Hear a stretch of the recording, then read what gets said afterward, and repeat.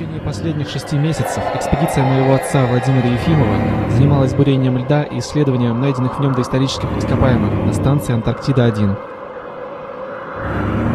6 недель назад экспедиция перестала выходить на связь. Даже не представлял, что меня ждет впереди.